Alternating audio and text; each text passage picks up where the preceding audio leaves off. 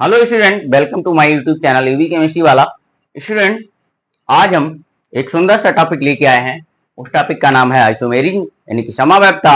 ये समावैवता जो होती है बच्चों, समावैवता जो होती है वो क्लास 11th में स्पेशली रूप से पढ़ाई जाती है एंड क्लास 12th में प्रत्येक ऑर्गेनिक चैप्टर में आपको यानी कि जो जिसमें समावैवता पाई जाती है जिस कंपाउंड में, तो उसमें वह समावैवता आपको अलग अलग से पढ़ने को मिल जाएगी। लेकिन 11th में स्पेशली पढ़ाई जाती है। तो इस आइसोमेरिज्म को हम सीखते हैं। तो मैंने ऑलरेडी लिख रखा है कि समावैवता का मतलब सम मीन्स बराबर, और अवयव यानी कि अणु की संख्या या अणुसूत्र। अवयव मीन्स अणुसूत्र यानी कि जिस ऐसे यौगिक जिनमें अणुसूत्र समान होते हैं परंतु उनके भौतिक तथा रासायनिक गुण भिन्न भिन्न होते हैं। तो इस गुण को, यौगिकों के इस गुण को क्या कहते हैं? समावैवता कहते हैं। तथा यह यौगिक एक दूसरे के समावैवी कहलाएंगे। तो इस बात को हम लिख लेते हैं, ठीक है स्टूडेंट।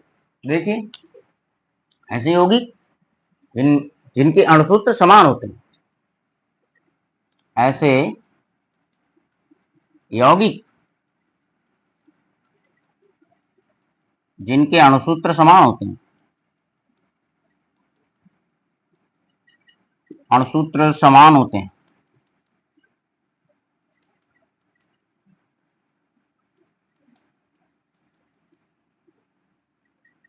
होते हैं परंतु रासायनिक या भौतिक गुण भिन्न भिन्न होते हैं।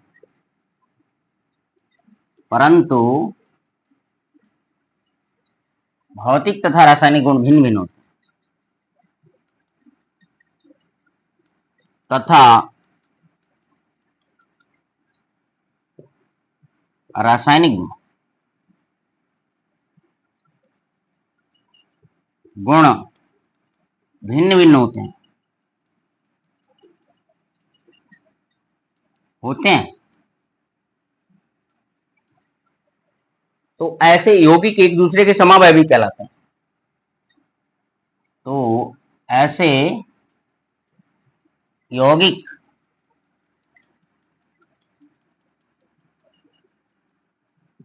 एक दूसरे के समावैवी कहलाते हैं।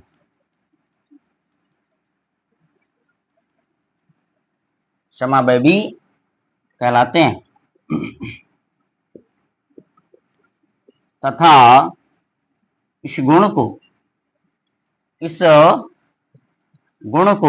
समावैवता कहते हैं।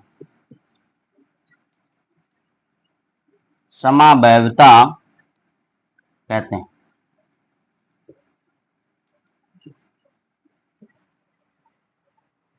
जैसे फॉर एग्जाम्पल देखिए, CH3 single bond CH2 single bond CH2 single bond CH3, एक ए यौगिक है, ठीक है। और एक ए ले लिया हमने CH3 CH3 CH2 CH3। देखिए, इनके अणुसूत्र समान है यानी कि C2 3 यानी कि C2H8 H10। देखिए, 1 2 3 4 1 2 3 4 4 कार्बन है, सॉरी 4 कार्बन है। और हाइड्रोजन कितने हैं? गिन लीजिए, 3 3 6 और 4 10। 3 3 3 और 3 6 3 9 1 10। अणुसूत्र समान है, अणुसूत्र समान है परंतु इनके भौतिक तथा रासायनिक गुण भिन्न होंगे। इसका आईपीसी नेम होगा, कितना होगा? 4 कार्बन है तो ब्यूटेन। क्या होगा? ब्यूटेन। और इसका 2 methyl propane 2 methyl propane 2 methyl propane. अब देखिए, जब नाम में फर्क है तो उनके भौतिक तथा रासायनिक गुण भिन्न भिन्न होंगे, परंतु अणुसूत्र समान है। तो इस इनके गुण को क्या कहेंगे, हम समवैधता कहेंगे, तथा एक दूसरे के क्या कहलाएंगे, समवैधी कहलाएंगे। उम्मीद है बच्चों समझ में आया होगा। तो इतनी बात उतार लीजिए आप। इसके बाद और ज्यादा अक्सर करेंगे कि वीडियो को रोक करके आप लोग लिखेंगे, ठीक है। हम इसको साफ करते हैं। और भी एग्जाम्पल लिखना चाहिए तो और लिख लीजिए, इसके अलावा भी।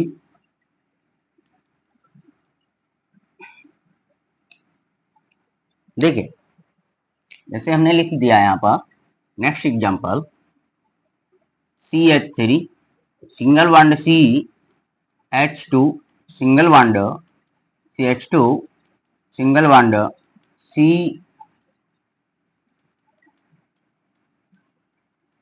यहाँ डबल बॉन्ड लगा दीजिए, डबल बॉन्ड, और यहाँ लिख दिए CH2।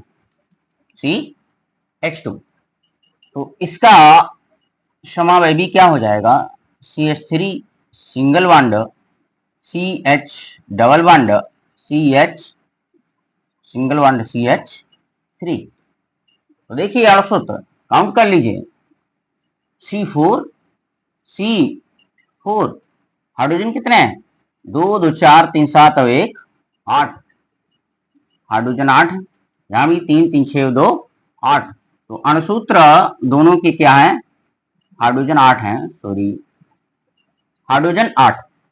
तो अणुसूत्र समान है, परंतु इनके भौतिक तथा रासायनिक गुण भिन्न होंगे। इसका नाम क्या होगा बच्चों, इसका नाम होगा ब्यूटीन। क्या होगा, ब्यूटीन है। और ये ब्यूटीन 2 या 2 ब्यूटीन।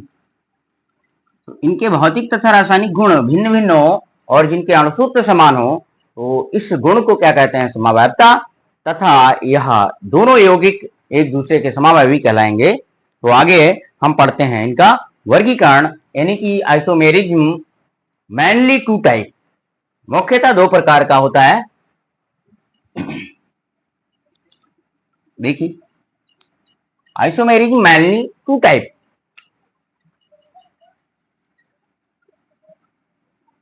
आइसोमेरिज्म का वर्गीकरण, मेरिज्म का वर्गीकरण।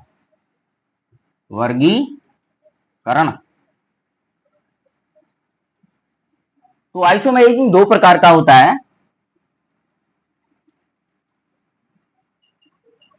एक संरचनात्मक आइसोमेरिज्म, एक होता है संरचनात्मक और एक त्रिविम, 2 टाइप का, ठीक है। नंबर 1 संरचनात्मक समावैधता, नंबर 2 त्रिविम समावैधता, यानी कि संरचनात्मक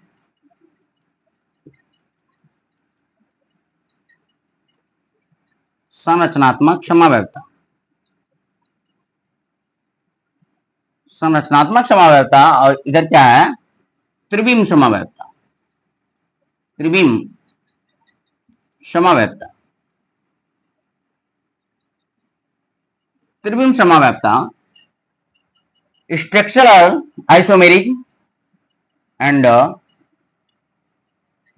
इसकी अंग्रेजी स्ट्रक्चरल आइसोमेरिज्म, और त्रिविम समावैधता की जो अंग्रेजी होती है वो उसे हम कहते हैं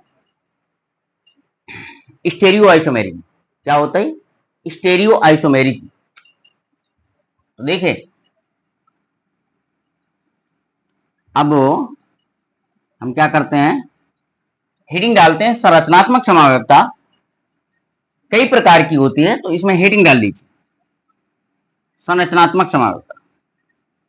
संरचनात्मक समावैधता,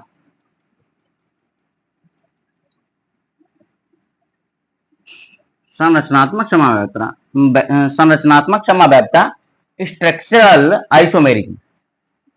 अब यहां पर समझ में आ रहा है कि संरचनात्मक समावैधता का मतलब क्या है, यानी कि उनकी संरचना की वजह से, उनके भौतिक तथा रासायनिक गुण डिफरेंट होंगे। ऐसे यौगिक जिनके अणुसूत्र समान होते हैं परंतु संरचना सूत्र भिन्न भिन्न होते हैं, तो उन यौगिकों में संरचनात्मक समावैधता पाई जाएगी और ऐसे यौगिक संरचनात्मक समावैवी कहलाते हैं। उम्मीद है समझ में आया होगा। संरचनात्मक समावैधता का मतलब ऐसे यौगिक जिनके अणुसूत्र समान होते हैं परंतु उनके संरचना सूत्र भिन्न भिन्न होते हैं। जैसे कि अभी हमने दिखाया था, मान लीजिए यहां पर एग्जांपल ले लीजिए कि देखिए हमने ले लिया है CH3 single bond CH2 single bond CH2 single bond CH3, क्या है, ब्यूटेन है। और इसी का दूसरा क्या हो जाएगा, CH3 single bond CH single bond CH3 और सिंगल बॉन्ड CH3। तो ये क्या है, संरचना में डिफरेंस कर दिया गया है, अंतर कर दिया गया है। संरचना की वजह से इनके भौतिक तथा रासायनिक गुण डिफरेंट हो जाएंगे एंड इनका जो अणुसूत्र है वो समान होगा परंतु संरचना सूत्र भिन्न भिन्न होता है। तो ऐसे यौगिक संरचनात्मक समावैधता प्रदर्शित करते हैं। तो अब संरचनात्मक समावैधता कई प्रकार की होती है, उसको हम एक एक करके पढ़ेंगे। तो देखिए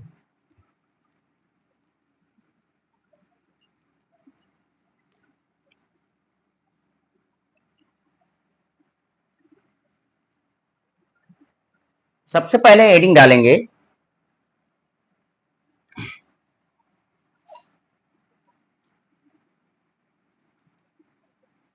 श्रृंखला समावैधता।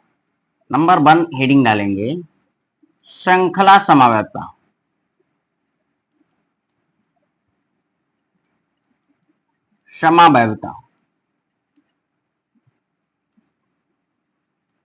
क्या होती, चैन आइसोमेरिज्म। चैन आइसोमेरिज्म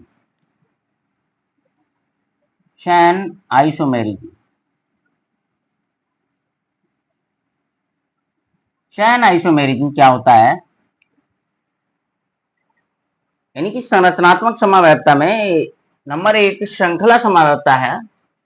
तो श्रृंखला समावैधता ये कहती है, नाम से श्रृंखला का मतलब चैन, यानी कि चैन में चेंजिंग करने पर, श्रृंखला में परिवर्तन लाने से कोई दो यौगिक हैं जिनके अणुसूत्र समान हैं परंतु उनकी श्रृंखला में भिन्नता पाई जाती है, तो उसमें श्रृंखला समावैधता पाई जाएगी। मतलब देखिए डेफिनेशन बाद में लिखते हैं और पहले हम एग्जांपल से समझाते हैं आप लोगों को। देखिए CH3 single bond CH2 single bond CH 2 single bond CH2OH।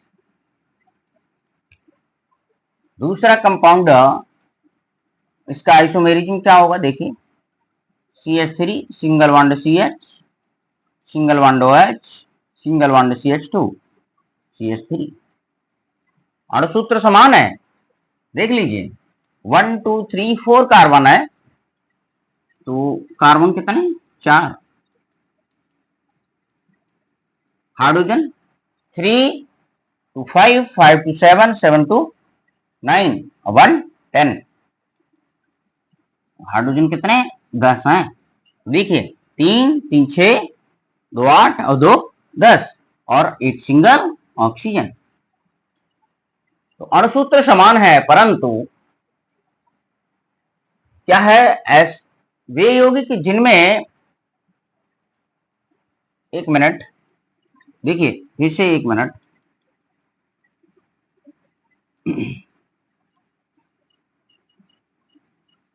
देखिए कोई दिक्कत नहीं हुई होगी, 1 2 3 4 हाइड्रोजन 3 3 6 और 3 9 और 1 10 एक ऑक्सीजन। देखिए क्या है कि ऐसे यौगिक जिनके अणुसूत्र समान होते हैं परंतु उनमें उपस्थित क्रियात्मक समूहों की स्थिति में कोई परिवर्तन हुए बिना उनकी श्रृंखलाओं में परिवर्तन हो जाता है, तो ऐसे यौगिक श्रृंखला समवायता प्रदर्शित करते हैं। तो देखिए क्या है, ये चैन है यहाँ पर 4 कार्बन की, इसमें OH प्रथम कार्बन पर लगा है। यहाँ पर क्या है, OH अभी भी प्रथम कार्बन पर लगा है। 1 2 3 चाहे इधर मोड़ लीजिए और चाहे सीधे ले जाइए। तो क्या है, यानी कि पार्श्व श्रृंखला में चेंजिंग आ जाती है, उसे हम श्रृंखला समवायता कहते हैं। यानी कि श्रृंखला में चेंजिंग हो गई,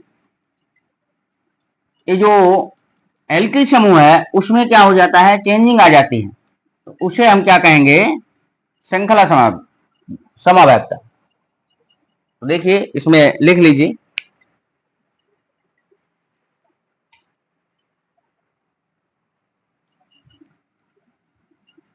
क्या लिखेंगे, यहीं पर लिख लीजिए।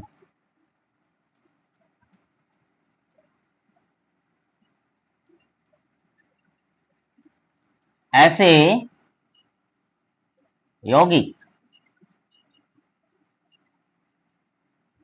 जिनके अणुसूत्र समान होते हैं, अणुसूत्र समान होते हैं, परंतु उनमें उपस्थित ऐसे यौगिक जिनके अणुसूत्र समान होते हैं, उनमें उपस्थित क्रियात्मक समूह, उनमें उपस्थित क्रियात्मक समूह की स्थिति में परिवर्तन हुए बिना, उनमें उपस्थित क्रियात्मक समूह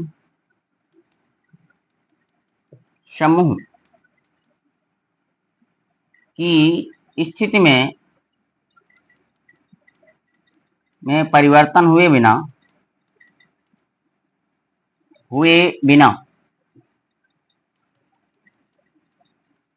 उनकी श्रृंखलाओं में परिवर्तन हो जाता है, या उनसे जुड़े हाइड्रोकार्बन में परिवर्तन हो जाता है। क्रियात्मक समूह की स्थिति में परिवर्तन हुए बिना उनकी श्रृंखलाओं या उनकी कार्बन चैन में परिवर्तन, उनसे जुड़े कार्बन चैन में उन परिवर्तन हुए बिना उनसे जुड़े कार्बन श्रृंखलाओं या कार्बन की श्रृंखलाओं में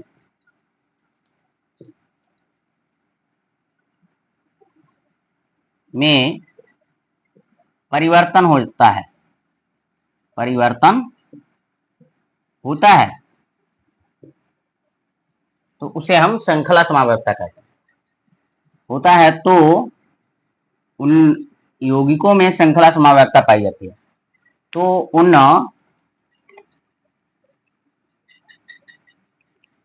यौगिकों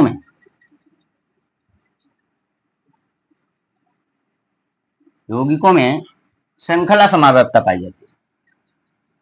श्रृंखला समवायता पाई जाती है।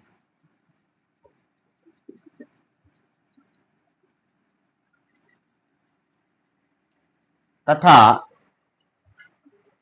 ये यौगिक एक दूसरे के श्रृंखला समवायवी कहलाते हैं। तो एग्जाम्पल यहां पर लिख लीजिए पुनः, CH3 single bond CH2, single bond CH2, single bond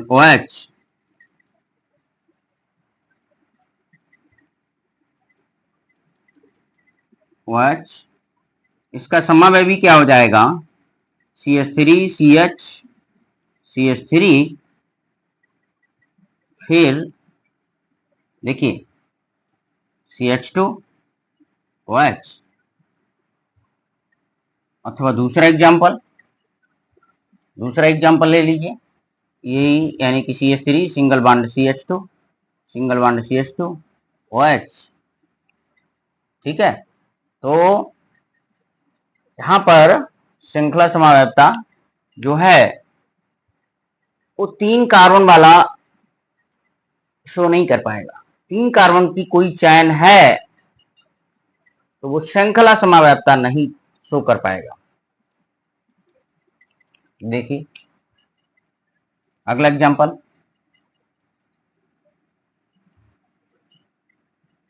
CH3 CH2 CH2 CH2 और फिर CH2OH। इसका समावेवी देखिए क्या हो जाएगा, CH3 CH single bond CH3 single bond C, यहाँ CH3 लगा दीजिए, यहाँ एक H लगा दीजिए, यहाँ OH। एक मिनट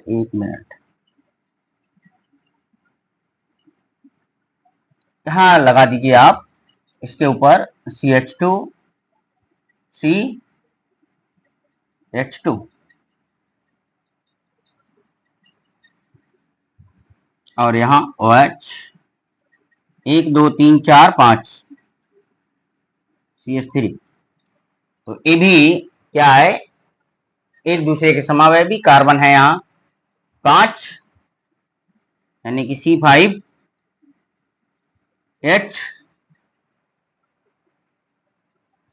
C5 और H कितने हो जाएंगे, काउंट कर लीजिए। अगर सूत्र या तो सूत्र से बना लीजिए, क्या होता है CnH2n +1 और OH, यहां पर H उतने ही हो जाएंगे CnH2n +2 और O। तो चाहे काउंट कर लीजिए, इसमें रख दीजिए 5, 5 दूनी 10, 5 दूनी 10 और 2 12, देख लीजिए 3 और 2 5 और 2 7 और 2 9 और 2 11 और 1 12 ऑक्सीजन। तो अणुसूत्र दोनों के क्या है, समान है, परंतु उनमें क्रियात्मक समूह की स्थिति देखिए, पहले ही कार्बन पर OH लगा है, यहां भी पहले कार्बन पर OH लगा है। तो क्रियात्मक समूह या क्रियात्मक समूह की स्थिति में कोई चेंजिंग के बिना उनकी श्रृंखलाओं में परिवर्तन होता है, तो ऐसे यौगिक श्रृंखला समावैधता प्रदर्शित करते हैं तथा ऐसे यौगिक एक दूसरे के श्रृंखला समावैवी कहलाते हैं। तो आगे नेक्स्ट हेडिंग डालते हैं हम, ठीक है, उतारिए भाई, नोट कर लीजिए।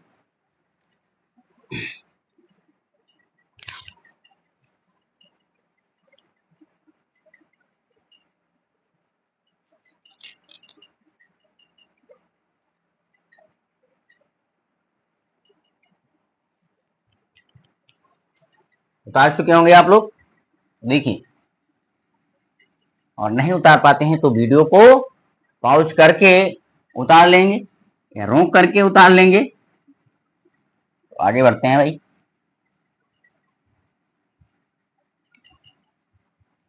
हेडिंग अगली है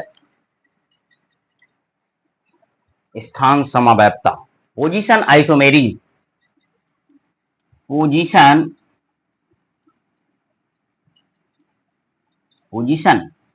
आइसोमेरिज्म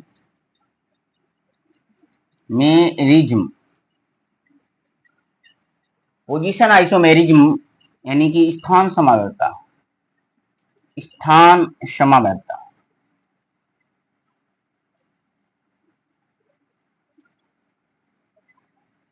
अब देखिए यहां पर स्थान समवैधता की बात की गई है, तो स्थान की चेंजिंग हो जाएगी, किसके स्थान में चेंजिंग हो जाएगी, किसकी पोजीशन में चेंजिंग हो जाएगी, यहीं पर उसकी बात चलेगी। तो पहली लाइन सभी में स्पष्ट है कि ऐसे यौगिक जिनके अणुसूत्र समान होते हैं, यानी कि अणुसूत्र नंबर 1 पॉइंट डिफिनीशन में क्या होगा, अणुसूत्र समान होते हैं। अणुसूत्र समान होते हैं,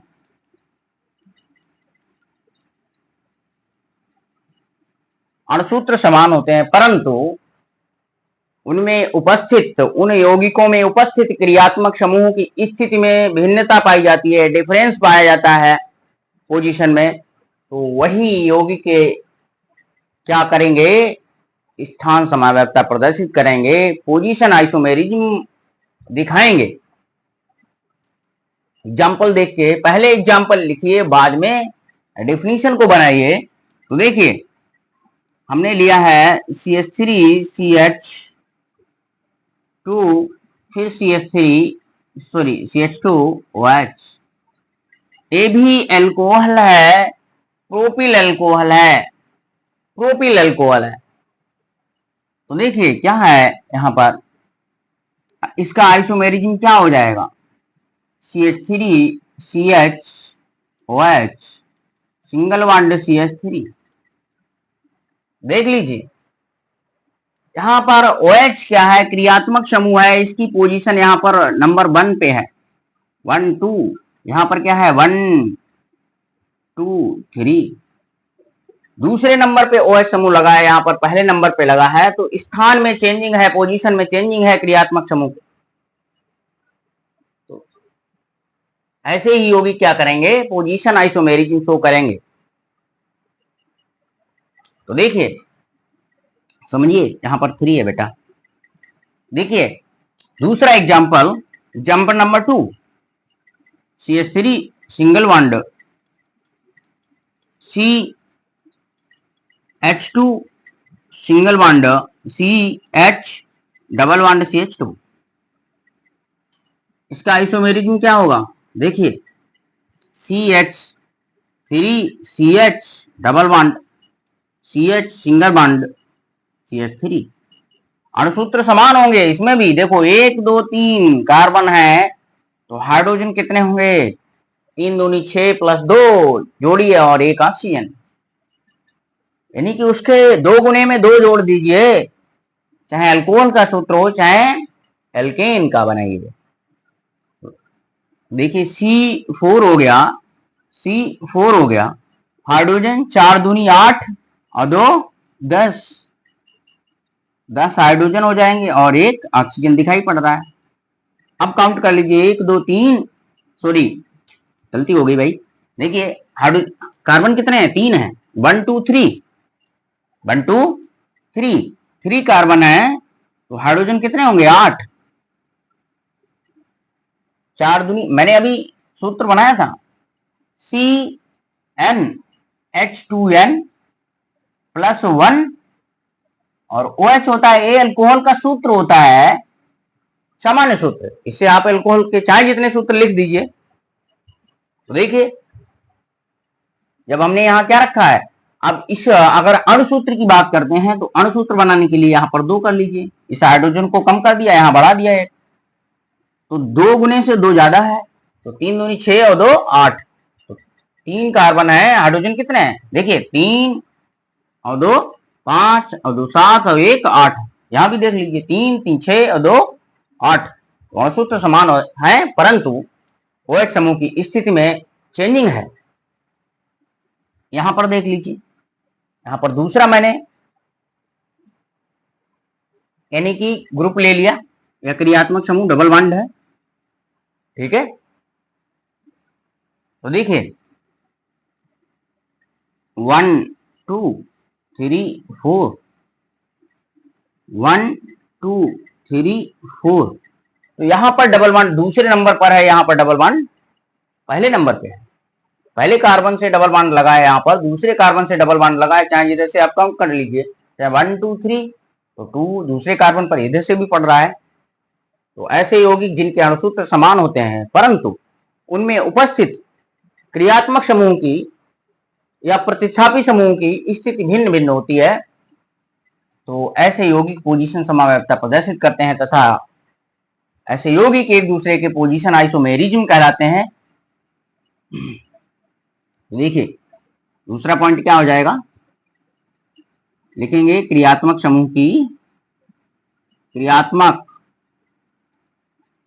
या प्रतिस्थापी भी लिख सकते हैं, यहां पर प्रतिस्थापी, वैसे प्रतिस्थापी और क्रियात्मक समूह में अंतर होता है, प्रतिस्थापी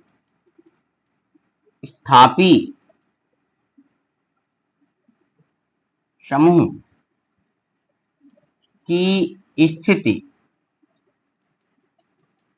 भिन्न होती है, भिन्न होती है, तो ऐसे यौगिक यौगिक पोजीशन आइसोमेरिज्म शो करेंगे। यौगिक पोजीशन आइसोमेरिज्म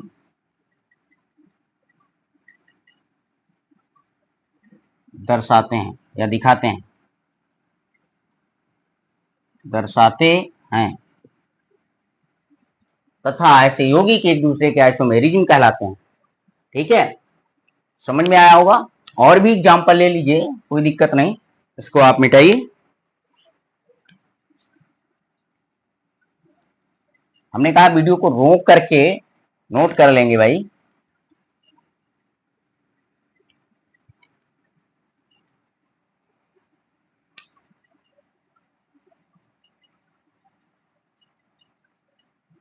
देखिए एग्जाम्पल और भी शो करते हैं। CH3 सिंगल बॉन्ड CH, यहाँ NO2 समूह लगा दीजिए, सिंगल बॉन्ड CH3। दूसरा देखिए इसी का समावेशी CH3 CH2 CH2 NO2। तो NO2 समूह की स्थिति में भिन्नता है एंड उनके अणुसूत्र समान है, अणुसूत्र सेम होते हैं तथा फंक्शनल ग्रुप या प्रीफिक्स या फंक्शनल ग्रुप की पोजीशन डिफरेंट होती है। तो ऐसे यौगिक क्या कहलाते हैं? ऐसे यौगिक एक यानी कि पोजीशन आइसोमेरिज्म प्रदर्शित करते हैं। तो मैं कई बार डेफिनेशन को दोहरा चुका हूं, आप लोगों को याद हो गई होगी।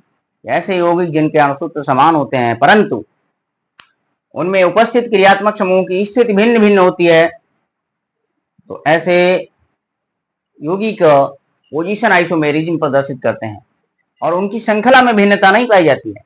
उनसे जुड़े कार्बन परमाणुओं की श्रृंखला में भिन्नता नहीं पाई जाएगी, सिर्फ किसमें पाई जाएगी?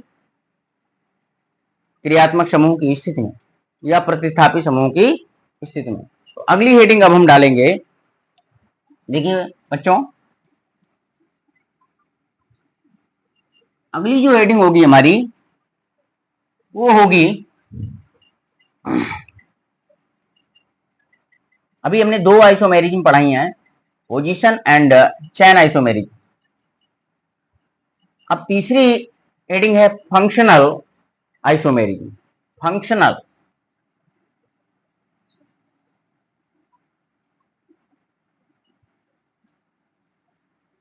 फंक्शनल आइसोमेरिज्म, आइसोमेरिज्म यानी कि क्रियात्मक समवायता। क्या होगी हेडिंग? क्रियात्मक समवायता।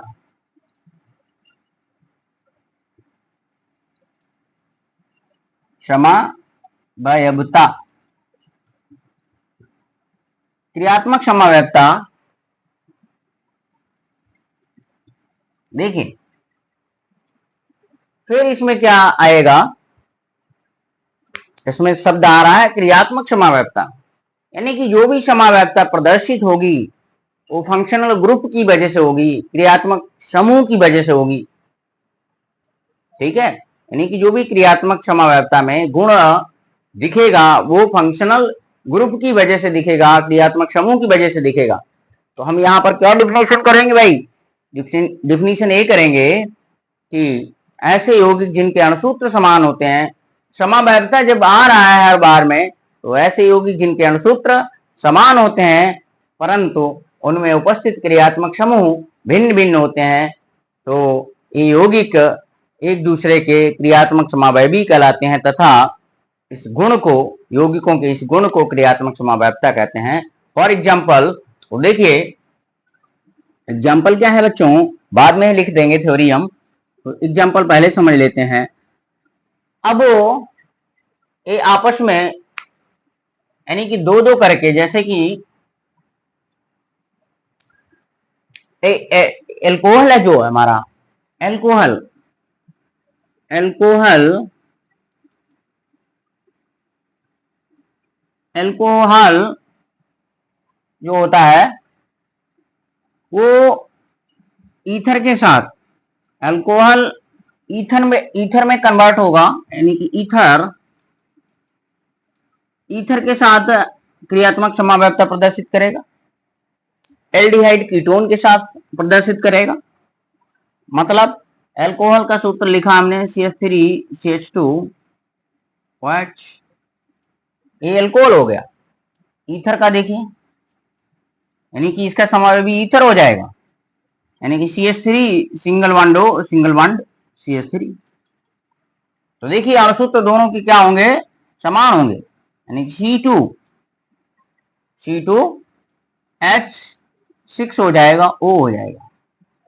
एक दो कार्बन है, हाइड्रोजन 6 हो जाएंगे, 3 2 5 और 1 6, ठीक है। और ऑक्सीजन दिए, अणुसूत्र समान है, परंतु उनमें उपस्थित क्रियात्मक समूह डिफरेंट है, यानी कि ये ईथर है, इसमें क्रियात्मक समूह, और इसमें अल्कोहल है।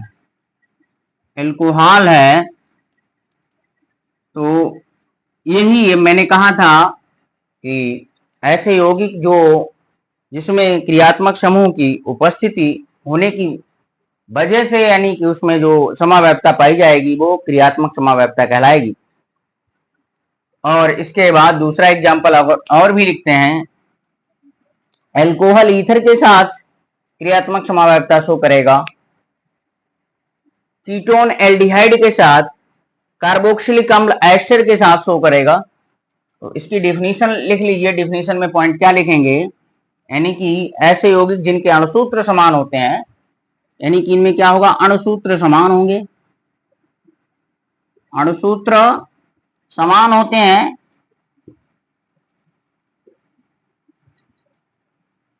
परंतु क्रियात्मक समूह भिन्न भिन्न होते हैं। नंबर 2, क्रियात्मक समूह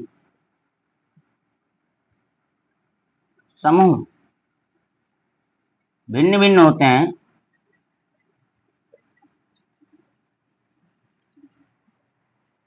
तो ये यौगिक क्या क्रियात्मक समावैधता प्रदर्शित करेंगे। ऐसे यौगिक क्या प्रदर्शित करेंगे, ऐसे यौगिक क्रियात्मक समावैधता प्रदर्शित करते हैं। समावैधता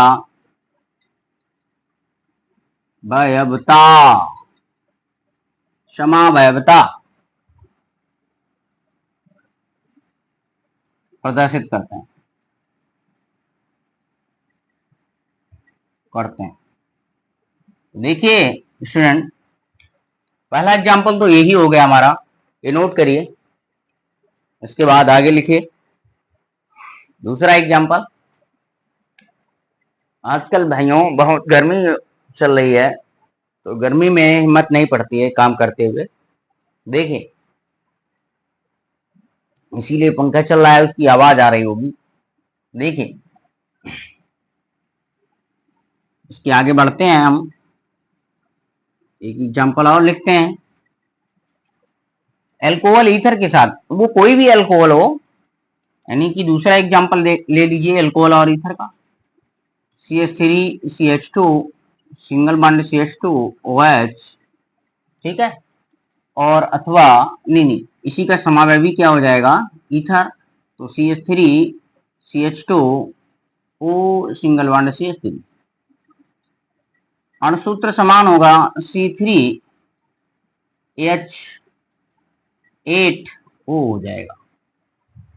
3 कार्बन है, हाइड्रोजन कितने हो जाएंगे, 2 गुने से 2 ज्यादा, यानी कि 3 और 2 5 और 2 7 और 1 8, यहां भी गिन लीजिए, 3 कार्बन है, हाइड्रोजन कितने हैं, 3 3 6 और 2 8, ठीक है।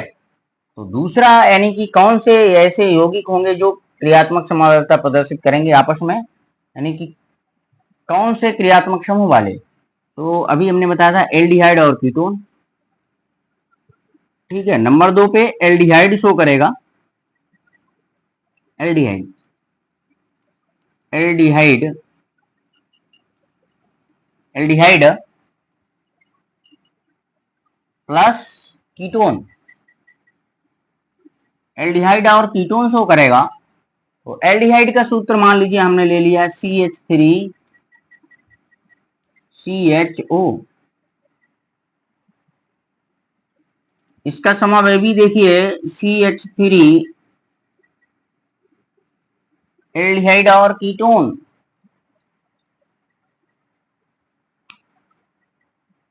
एक मिनट रुक जाइए भाई। एल्डिहाइड और कीटोन, इसके आगे का कोई एग्जाम्पल लेते हैं। CH3 और CH2CHO। देखिए इसमें क्या है, क्योंकि कीटोन जो होगा, कीटोन में कम से कम 3 कार्बन होने चाहिए थे। मैंने एल्डिहाइड क्या लिया, 2 कार्बन वाला। तो 2 कार्बन वाला एल्डिहाइड लेंगे तो वो कीटोन में कन्वर्ट हो नहीं सकता है, तो कम से कम 3 कार्बन वाला ओपील एल्डिहाइड या प्रोपेनल। तो देखिए यही कन्वर्ट हो जाएगा स्टूडेंट, CH3 COCH3। देख लीजिए वो यहां पर क्या है, क्रियात्मक समूह डिफरेंट है। यहाँ एल्डिहाइड है और यहाँ कीटोन है। अणुसूत्र भी समान होंगे, लिख लीजिए चाहे अणुसूत्र इनके क्या होंगे। अणुसूत्र यानी कि 3 कार्बन है। कितने कार्बन है, 3 कार्बन। हाइड्रोजन 6, 3 2 5 और 1 6, 3 और 3 6, तो 3 कार्बन C3H6O। इसका अणुसूत्र है समान परंतु क्रियात्मक समूह भिन्न है। तो ऐसे यौगिक क्रियात्मक समावैधता प्रदर्शित करते हैं। तो अगला देखिए किसके किसके साथ कॉम्बिनेशन खाता है जो क्रियात्मक समावैधता प्रदर्शित करते हैं। देखिए यहां पर मैंने क्या कर दिया, यानी कि अम्ल ले लिया, कार्बोक्सिलिक अम्ल। कार्बोक्सिलिक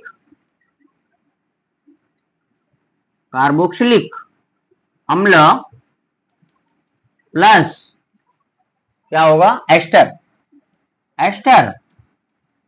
देखिए कार्बोक्सिलिक अम्ल में हमने क्या ले लिया, हमने ले लिया HCOOH। कार्बोक्सिलिक अम्ल लिया हमने, तो कार्बोक्सिलिक अम्ल में हमने एसिटिक अम्ल ले लिया CH3COOH। तो एस्टर क्या हो जाएगा इसका, देखिए ये एसिटिक अम्ल है, एस्टर हो जाएगा HCOOH और यहां CH3 क्या हो जाएगा, इसका नाम एसिटिक अम्ल और इसका एथेनोएट। नहीं क्या हो जाएगा, मेथिनोएट।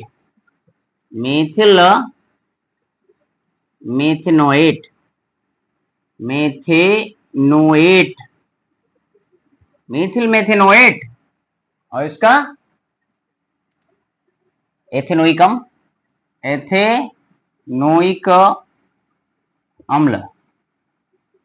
अम्ल है और ये मेथिल मेथेनोएट है।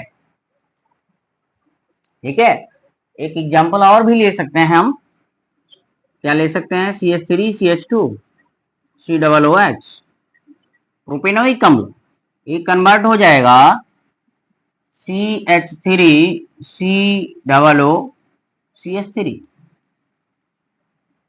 मेथिल एथेनोएट हो जाएगा और ये प्रोपेनोइक अम्ल है। ठीक है, देखिए 1 2 3 कार्बन है, अणुसूत्र देख लीजिए 3 कार्बन, हाइड्रोजन कितने हो जाएंगे, 3 और 2 5 और 1 6, 6 हाइड्रोजन हो गए, 3 3 6 हाइड्रोजन हो गए, ऑक्सीजन 2 हो गए। तो ये इनका अणुसूत्र हो गया और संरचना सूत्र भिन्न भिन्न है, अणुसूत्र समान है, संरचना सूत्र भिन्न भिन्न है। उन संरचना सूत्रों में हम पढ़ा रहे हैं क्रियात्मक, यानी कि संरचनात्मक समावयवता में पढ़ा रहे हैं क्रियात्मक समावयवता। और क्रियात्मक समावयवता, इसमें कार्बोक्सिलिक अम्ल है, इसमें एस्टर समूह है, एस्टर। ठीक है, तो इस तरीके से एक एग्जाम्पल और भी हो सकता है, साइनाइड और आइसोसाइनाइड। देखिए, साइनाइड और आइसोसाइनाइड, तो ये हो गया CH3CN मेथिल साइनाइड, और इसी का समावयवी क्या हो जाएगा, मेथिल आइसोसाइनाइड CH3NC। अणुसूत्र समान है परंतु संरचना क्रियात्मक समूह भिन्न भिन्न होने की वजह से वे क्रियात्मक समावयवता प्रदर्शित करते हैं। एक एग्जाम्पल उतारिए भाई।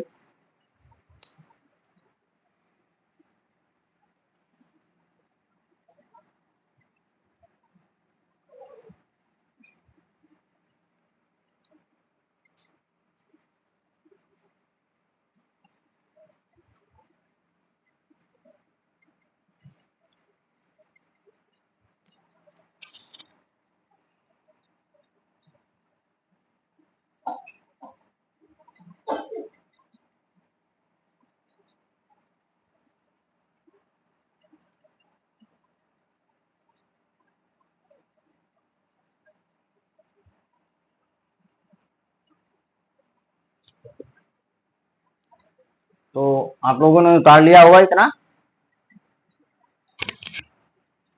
अगला हेडिंग डालेंगे मध्यावयवता, और इस हेडिंग डालने के बाद हम वीडियो को यहीं पर रोकेंगे, क्योंकि लंबा वीडियो अपलोड करने में टाइम लगता है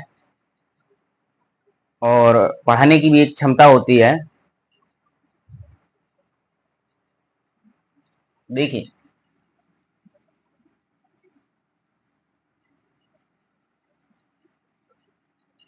क्योंकि आप सभी लोगों को मालूम है मैं एक इंटर कॉलेज में पढ़ाता हूँ, उसके बाद भी यानी कि थोड़ा बहुत कोचिंग पढ़ाता हूँ, उसके बाद यानी कि फिर रात में वर्क चलता है, तो शरीर की भी क्षमता है भाई। तो देखिए, मध्यावयवता, मध्यावयवता,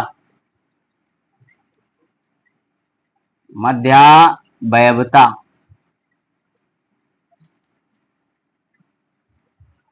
ये मध्यावयवता क्या होती है?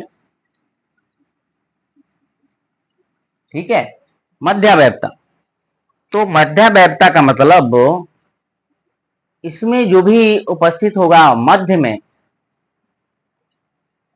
और मध्य में क्या होगा, द्विसंयोजक परमाणु, द्विसंयोजक परमाणु की स्थिति भिन्न भिन्न होती है।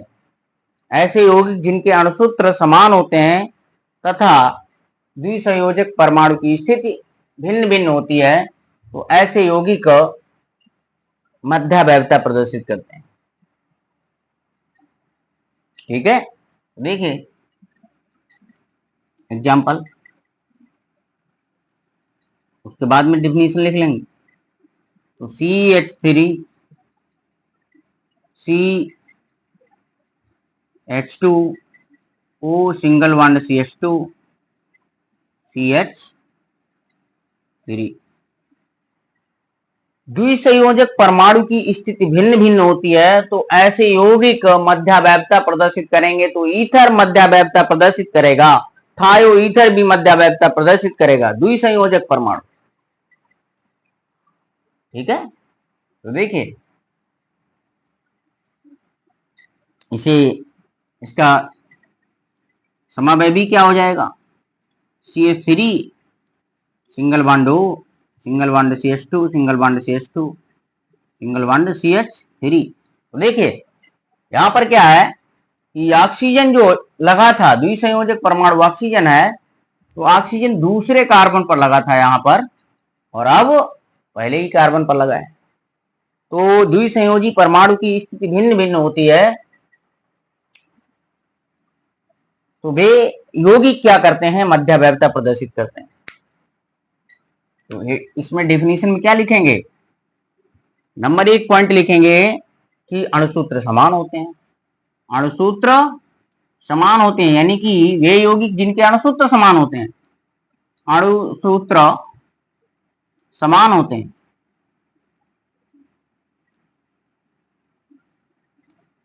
नंबर 2 क्या लिखेंगे? द्विसंयोजक परमाणु की स्थिति भिन्न भिन्न होती है। मध्य में द्विसंयोजक परमाणु की लिखेंगे, मध्य यानी कि बीच में द्विसंयोजक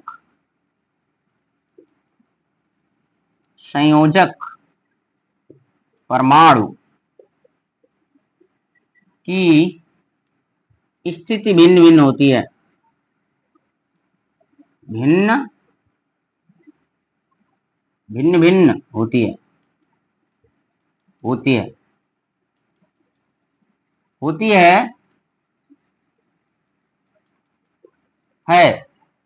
तो यौगिक क्या प्रदर्शित करेंगे? तो ऐसे यौगिक मध्यावैधता प्रदर्शित करेंगे तथा ऐसे यौगिक एक दूसरे के मध्यावैवी कहलाते हैं। तो अगला एग्जांपल हम लिखते हैं। देखो भाई, डिफिनीशन अब 1-2 लाइन है वो अपने आप बढ़ा सकते हैं। मैं जो भी मेन पॉइंट है वो लिख रहा हूं। मैंने कहा ऐसे यौगिक जिनके अणुसूत्र समान होते हैं तथा उन यौगिकों के मध्य में उपस्थित द्विसंयोजी परमाणु की स्थिति भिन्न भिन्न होती। पूरी डिफिनीशन बोल दी, अपने आप पूरी कर लेंगे। ठीक है भाई। तो अगला एग्जांपल, द्विसंयोजी परमाणु मान लीजिए क्या है, जैसे कि NH। अब इसकी दो ही वैलेंसी अधूरी है भाई, दो ही वैलेंसी अधूरी है। तो ये द्वितीयक एमीन का कंपाउंड बन सकता है भाई। तो देखिए क्या हम जोड़ दें, यहां दूसरा एग्जांपल CH3 और यहां CH2 CH3।